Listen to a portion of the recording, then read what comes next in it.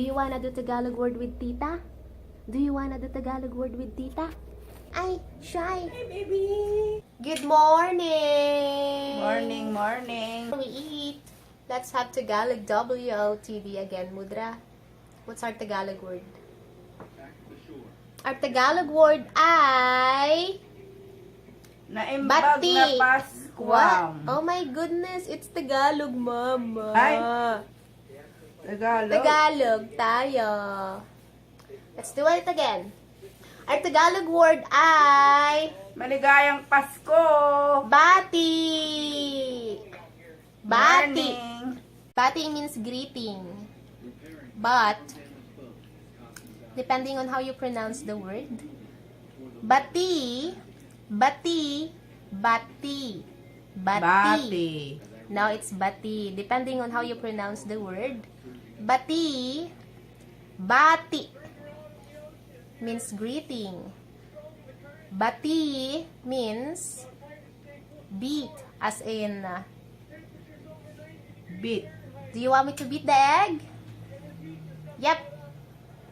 What's that? Beat the egg. There you go.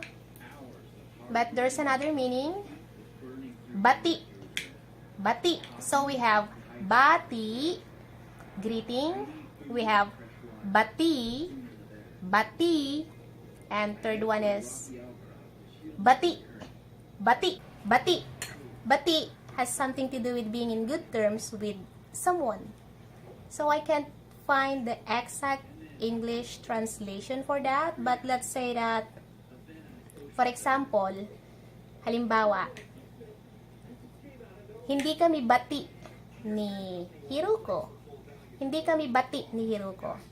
Hiroko and I are not in good terms. Or, let's say, I want to tell mom to patch things up with dad. Mudra, gusto kong magbati kayo ni Papa. I want you to patch things up.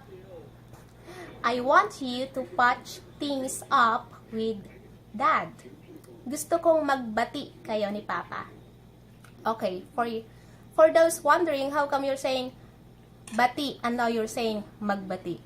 Okay, so bati, the word is, no matter how you pronounce the word, Bati, Bati, Bati is our root word, and by using Tagalog affixes, we indicate the tenses of verbs or the imperative form. Magbati. Gusto ko magbati kayo ni Papa. I want you to patch things up with Mudra. With Dad. Yes. Let's have pronunciation review before we say bye-bye. Bati. Say bati, Mudra. Bati. Bati. Bati. Means greeting. Birthday. Wait ko naman yan. Tita. Oh, thank you sa bati. Thank you sa bati. Oy! Bati. Bati. Bati means beat. As in, what's that? Yeah, bati. Bati. You have to beat the egg. If you need to beat the egg, why don't we beat the egg with a hammer? Oh my goodness. No? No. And third one is bati. Bati. Bati. Bati. Bati na tayo. Bati na tayo.